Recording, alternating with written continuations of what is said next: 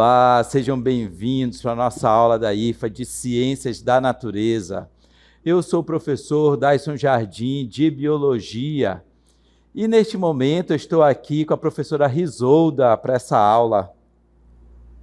Eu sou a professora Risolda Farias, de Física. Estarei com vocês nesta aula e eu acredito que vocês estejam curiosos para saber qual é o nosso objeto de conhecimento. Vamos juntos descobrir? Aula 6. Objeto de conhecimento, os impactos da biopirataria para a sociobiodiversidade amazônica. Detalhamento, políticas locais de conservação da biodiversidade amazônica. Muito bem, pessoal. E agora sim que já estamos apresentados, vamos à aula.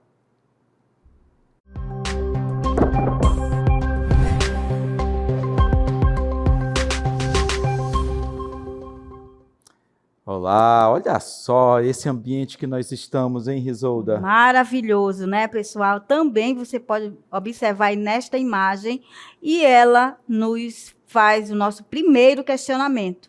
Vejam. Olha só. Como podemos proteger a biodiversidade da Amazônia sem prejudicar quem vive nela? Esse é o nosso primeiro questionamento, né? É isso aí, Risolda. Primeiro, olha esse ambiente que nós estamos, do homem amazônico, ecossistemas aquáticos, né? A biodiversidade ali que é de sustento, né? Verdade. Desse homem ribeirinho. E nós estamos vendo aí, olha, um imenso pirarucu, hein? Quantos, né, destes grandes peixes temos na Amazônia? E como que a subsistência, né, do homem, a sobrevivência do homem amazônico, né? Então, é isso que nós trazemos aí nessa pergunta que você apresentou. Isso como mesmo. é que essa biodiversidade que nós encontramos na Amazônia, ela pode, assim, ajudar, né, na sobrevivência de todos os seus moradores, de todos os seus ribeirinhos, né? E aí, para a nossa aula, nós temos os objetivos, né, do desenvolvimento sustentável, que esse tema de hoje ajuda a desenvolver, que são aí em torno de 17 objetivos que nós temos, né? E nossa aula está mais relacionada a outros objetivos, alguns desses objetivos. Veja aí.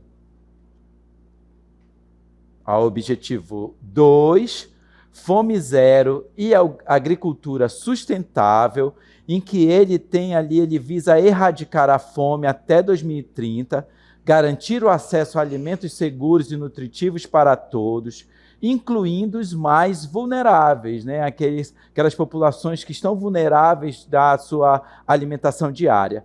E promover práticas agrícolas sustentáveis para a resiliência e a produtividade do setor.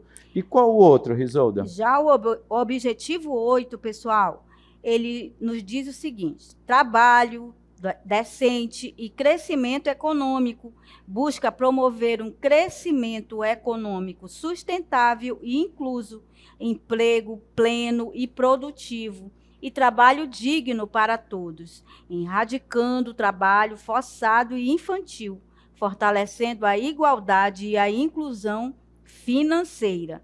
Então, temos aí esses dois objetivos da ODS, o objetivo do desenvolvimento sustentável. E para falar deles, não é, professor, nós temos o quê? O meio ambiente no contexto amazônico. Vejam aí. Olha que imagem linda também. E quando se fala do meio ambiente no contexto amazônico, que representa o quê? Ela é um conjunto de elementos naturais, processos e dinâmicas biológicas, físicos e químicos, que criam condições e mantêm a vida na Terra. E o que mais, professor? Isso, todas essas condições aí que você falou, de aspectos biológicos, físicos e químicos, ele está tudo relacionado, né? Está tudo interagindo entre si. Estão ao nosso redor, como a água, o solo, a vegetação, o clima em que nós vivemos, né? Esse sol forte, né? Característico dessa nossa região equatorial, os animais, as comunidades ribeirinhas, os povos indígenas, né? E muitos outros fatores, inclusive os micro-organismos que estão presentes no solo, na água e no ar. Então, todos esses elementos aí, eles compõem a Amazônia. Verdade. É isso que faz a Amazônia ter a maior biodiversidade do planeta Terra, Risolda. Isso mesmo. E falando em Amazônia, olha só, pessoal. A Amazônia, você tem o quê? Tudo que vai envolver com essa preservação. Então, falar em Amazônia, que abriga a maior biodiversidade do planeta, qual é o desafio? Conciliar o desenvolvimento econômico e conservação. Políticas locais são fundamentais para proteger os ecossistemas e comunidades tradicionais, pessoal. Falou em Amazônia, eu preciso entender principalmente sobre isso. Não é? É isso aí. Imagina que se não tivesse essas unidades de conservação, se não tivesse essas políticas públicas, né, de conservação da biodiversidade, o que seria da Amazônia hoje? Como seria? Se não tivéssemos tudo isso, né? Isso aí. E é por isso que nós temos vários conceitos que estão relacionados a esse uso racional dos recursos, né, naturais. E o primeiro deles que nós vamos falar agora é sobre a preservação ambiental. Veja que a preservação ambiental, inclusive em algumas unidades de conservação, Risolda, tem uma placa bem grande, área de preservação ambiental, acesso restrito. O que isso quer dizer, pessoal? Que não pode entrar. Ali dentro daquela área, né, ela é a proteção integral dos recursos naturais para evitar qualquer forma de alteração ou exploração daqueles recursos, sejam eles vegetais, animais, os ambientes aquáticos, né?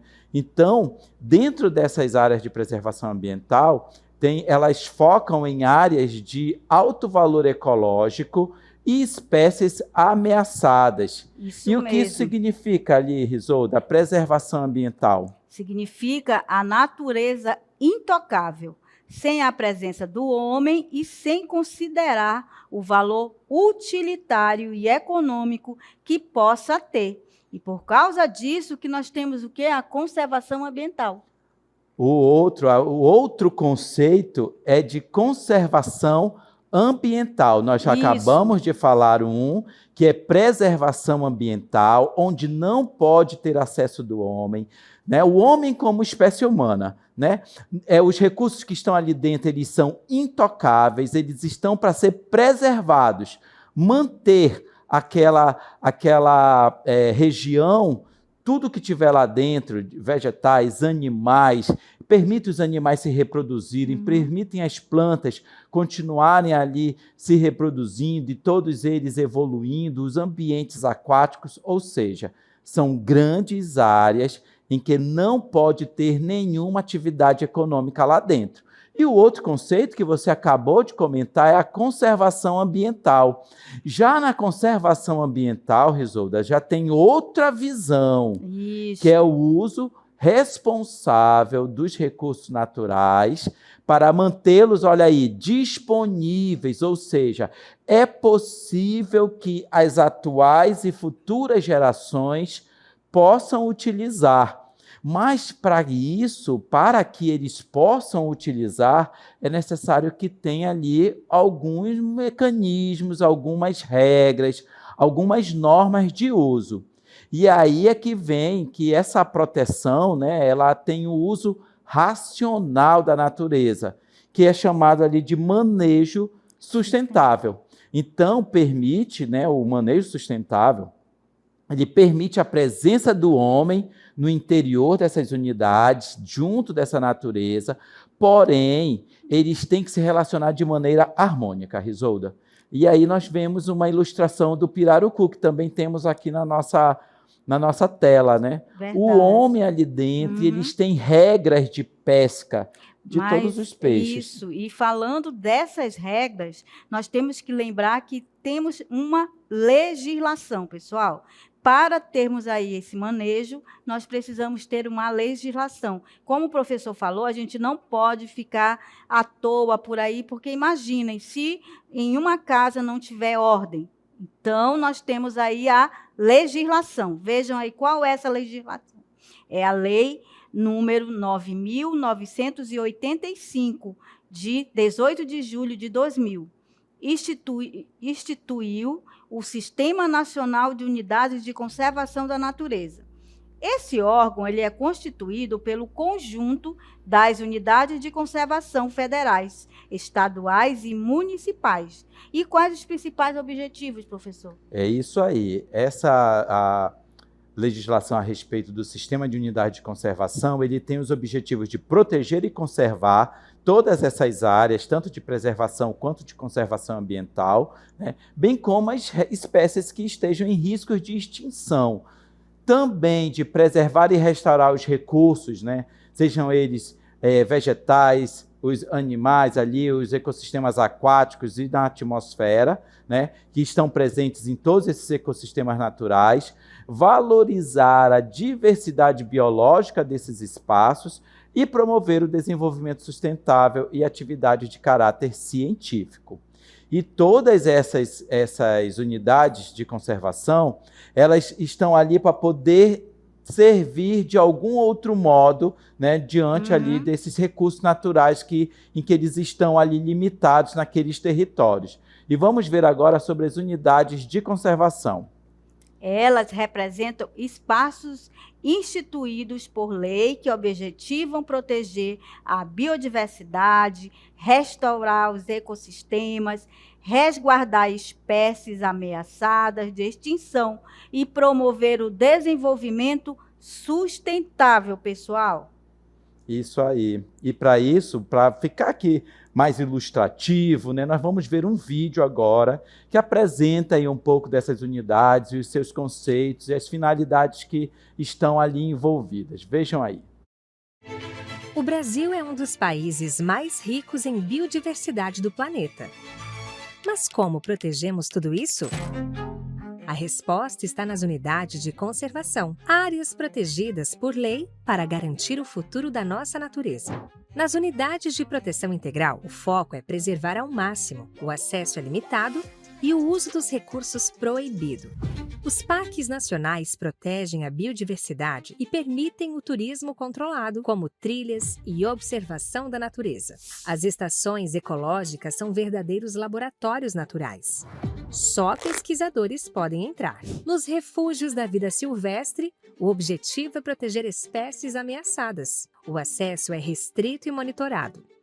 Os monumentos naturais conservam formações únicas da natureza, como cavernas, cânions e cachoeiras. E as reservas biológicas são áreas completamente fechadas ao público. Só pesquisa científica é permitida. Já nas unidades de uso sustentável, o objetivo é conservar, permitindo o uso responsável dos recursos naturais. Áreas de proteção ambiental permitem moradia e atividades econômicas com regras claras de preservação. As reservas extrativistas são espaços onde comunidades vivem da floresta, pescando, colhendo e cuidando do que a natureza oferece. Nas florestas nacionais, é possível fazer manejo florestal sustentável, com replantio e proteção da fauna. Reservas de desenvolvimento sustentável abrigam populações tradicionais que vivem em harmonia com o ambiente. Áreas de relevante interesse ecológico protegem ecossistemas sensíveis, como nascentes ou restingas. Sítios Ramsar são áreas úmidas reconhecidas mundialmente pela importância ecológica. E os parques naturais municipais são espaços urbanos que combinam conservação com lazer e educação ambiental. Essas áreas garantem água limpa, protegem espécies, ajudam no clima e mantêm a vida pulsando, para hoje e para o futuro. As unidades de conservação são um verdadeiro tesouro verde, e protegê-las é garantir a nossa própria existência.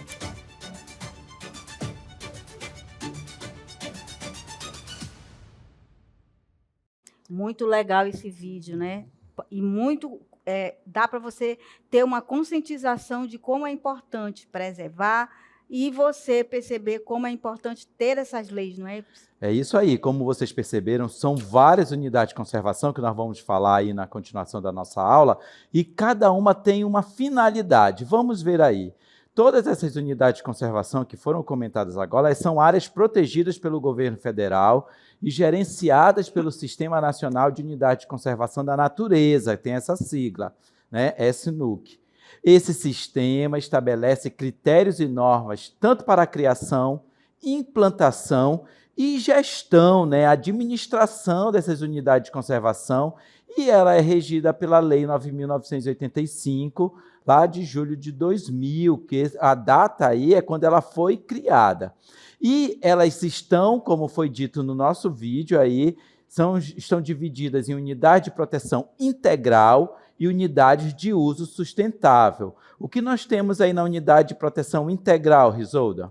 Olha só, as unidades de proteção integral têm o seguinte, o objetivo, aliás, qual é o objetivo dessa unidade? O objetivo é a preservação total dos recursos naturais, sem interferência humana significativa. Nessas áreas, o uso dos recursos é restrito, focando na proteção do ecossistema e da biodiversidade. É isso aí. E essas unidades de proteção integral, elas podem ser aí de 5 tipos: estações ecológicas, reservas biológicas, parques nacionais, que daqui a pouco eu vou comentar aí um caso, um exemplo de parque nacional. Tem os monumentos naturais e os refúgios da vida silvestre. E, como eu disse, Risolda, que nós vamos comentar aí sobre os parques nacionais. Qual né? é esse caso, professor? Isso aí, nós vamos ver um caso do Parque Nacional de Anavilhanas, que ele está localizado no estado do Amazonas. Vamos ver aí, estudar um pouco mais sobre o Parque Nacional de Anavilhanas. Olha só que imagem linda. É um arquipélago aí de ilhas, né, e lagos que estão ali presentes no Rio Negro, Risolda. É mesmo. O Parque Nacional de Anavilhanas, ele é uma das maiores áreas protegidas de floresta tropical do mundo, que é localizado no estado do Amazonas. E aí, todo esse conjunto de ilhas e lagos, eles fazem parte ali do Rio Negro, estão localizados no Rio Negro, né? E que fica ali cerca de 40 quilômetros acima da cidade de Manaus, com sede no município de Novo Airão.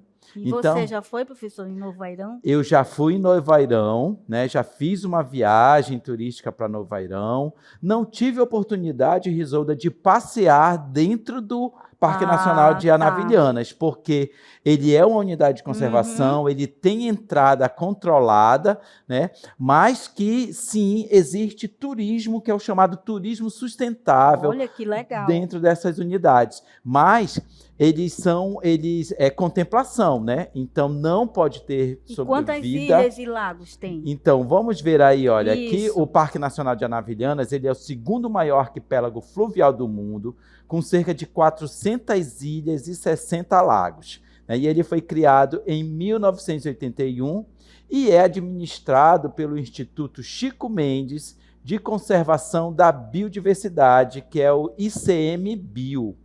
E também, Risolda, nós temos aí as unidades de uso sustentável. O que diz aí? Fala aí só um conceito inicial para a gente, veja. O objetivo é permitir o uso responsável e sustentável dos recursos naturais, garantindo sua conservação para as futuras gerações. Nessas áreas, a exploração dos recursos é permitida de forma controlada, com práticas que não comprometam o equilíbrio ecológico. É isso aí, olha, aí como vimos também, né, no nosso vídeo ali de apresentação das unidades de conservação, neste caso, as unidades de uso sustentável já permite a presença do homem, Risolda. Comunidades vivem no interior dessas unidades de conservação. E eu já fui em uma e eu achei muito interessante, porque é tudo controlado e Isso. a comunidade ela ajuda também. É isso aí. Como eles convivem ali dentro. Isso. E para eles viverem dentro, tem regras, né? Tem regras que devem ser adotadas por todos da comunidade, né? Pelo uso racional desses recursos. Inclusive, eles também têm aí uma divisão, são vários tipos de unidades de conservação de uso sustentável, e vamos ver aí que são em torno de 7, vejam. Olha só, também fazem parte dessa lei, né, 9.985, que foi criada lá no ano de 2000, e os 7 tipos são a área de proteção ambiental, a área de relevante interesse ecológico, né? Também temos a florestas, denominadas de floresta nacional, é um tipo de unidade de conservação de uso sustentável. Também temos as conhecidas, né, reservas extrativistas, inclusive o homem ali ele pode utilizar os recursos da floresta, né, para sua subsistência, é permitido a extração, que é por isso que elas são chamadas de reservas extrativistas. Também temos reservas de fauna. Outras são a reserva de desenvolvimento sustentável, que nós vamos detalhar um pouco mais daqui a pouco, e também reserva particular do patrimônio natural. E, professor, e qual seria esse caso da reserva de desenvolvimento sustentável? Isso aí, elas são as chamadas RDS. Isso, eu já fui, né? É essa que eu fui. Qual foi? Você lembra o nome? Não posso falar aqui, senão vai ficar... Melhor não, né? Mas eu já fui, eu achei muito interessante, porque tem regras, todo mundo preserva, eu achei muito legal, gostei muito. É isso aí. E as reservas de desenvolvimento sustentável, né, que por isso esse nome, né, permite com que o homem, estando ali dentro, ele consuma, ele utilize esses recursos naturais de forma manejada para a sua sobrevivência. E nós vamos estudar um pouco mais sobre a Reserva de Desenvolvimento Sustentável Mamirauá, que ela também ali está localizada no estado do Amazonas, em vários municípios. Vamos ver aí, olha só. Vamos ver esse estudo de caso aí, olha, já tem ali uma ilustração de áreas, inclusive essa ilustração aí de um hotel, né, que está localizado dentro da Reserva de Desenvolvimento Sustentável Mamirauá, né, e que é manejado pela comunidade para que o turismo sustentável, né, turismo que ele é responsável, ele não pode ter nenhuma forma de agressão à natureza, e ocorre aí dentro da Reserva de Desenvolvimento Sustentável Mamirauá, que é uma área, Risolda, de conservação situada no estado do Amazonas, conhecida por sua biodiversidade única. Tem ali espécies que só ocorrem nessa região, e por ser um exemplo de modelo de manejo sustentável e conservação ambiental. E, professor, e essa RDS que eu fui, o dono do local me disse que para você chegar lá, não é, por exemplo, estou pensando, eu quero ir hoje ou amanhã. Você tem que fazer um relatório dizendo qual é o seu foco, qual é o seu objetivo, porque são reservas sustentáveis. Então, eu não posso, tenho que dizer o porquê. Então, eles têm que deixar como é que eu digo? Autorizar. Eles têm que deixar eu fazer essa autorização para me poder ir lá. Então, existem muitos hotéis de selva por aí que precisam dar essa autorização. Né? É isso aí. E ainda continuando sobre a Reserva de Desenvolvimento Sustentável Mamirauá, ela está localizada a cerca de 600 quilômetros a oeste de Manaus, já é região do Médio Solimões, né? E está ali entre os municípios de Uarini, Fonte Boa e Maranhão, né? Então, ele trata-se da maior reserva florestal do Brasil, dedicada exclusivamente à proteção da várzea amazônica. Eu também fui, Risolda, nessa Reserva de Desenvolvimento Sustentável Mamirauá. Foi realizada uma viagem para o município de Tefé, e ali de Tefé parte para as estações, que são estações de pesquisa localizadas dentro dessa reserva, onde pesquisadores eles fazem medições, anotações de toda essa vida, né, dos animais, das plantas e também do modo de vida do homem ribeirinho. E eles, inclusive, conseguem digamos assim, colocar em prática manejos, né, para todos esses pescados, aí, inclusive do pirarucu. E aí nós vamos ver que a Reserva de Desenvolvimento Sustentável ela é administrada pelo Instituto de Desenvolvimento Sustentável Mamirauá, que é quem administra ali a reserva. Ela é uma organização social sem fins lucrativos. Esse instituto ele foi criado pelo governo brasileiro com o objetivo de promover a pesquisa científica e o desenvolvimento sustentável na Amazônia. Isso mesmo. Aí lembrei, professor, na RDS, professor Dyson, eu fui como pesquisadora. Então, nesse caso, eu fui como você falou. Eu não fui como uma turista que tinha que pedir essa autorização, porque o órgão que eu estava fazendo essa imersão me levou e eu conheci essa RDS. Eu achei muito interessante. Mas, professor, está chegando agora um momento, um link que nós temos aí para falar com alguns professores, pessoal. Esses professores irão fazer uma fala conosco. Professores, é uma interdisciplinaridade para que vocês percebam que, além de biologia, além de física e química, teremos também a geografia, não é, professor? A filosofia. E a matemática. Então, vamos aí nesse link direto com os professores. Ao vivo, vai entrar agora na nossa aula, ao vivo, pessoal. Prestem bem atenção no nosso link, é ao vivo, eles estão em alguma... Acho que eles devem estar em alguma RDS. Eu acho que eles estão lá. Então, vamos convidar agora, vai chegar agora, o diretor vai dizer aí para a gente. Será que já está ok? Olha lá, já vai entrar, pessoal, o nosso link ao vivo com os professores de geografia, filosofia e matemática. Vamos lá? É com vocês aí, professores.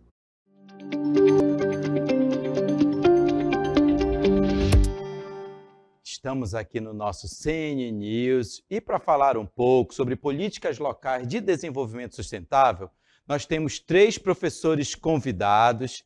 Olha aqui eles, olha, o professor Rosângelo de Filosofia, a professora Ludmila de Geografia e o professor Mário de Matemática. Então vamos iniciar com o professor Rosângelo. Fale um pouco para a gente como é que ocorrem as políticas públicas, né, relacionadas aí com a filosofia. A filosofia, ela nos convida a pensar a Amazônia não apenas como um recurso natural, mas como um patrimônio da humanidade. As políticas locais de conservação devem partir de uma ética do cuidado e da responsabilidade coletiva, reconhecendo que a vida humana ela está profundamente ligada à biodiversidade.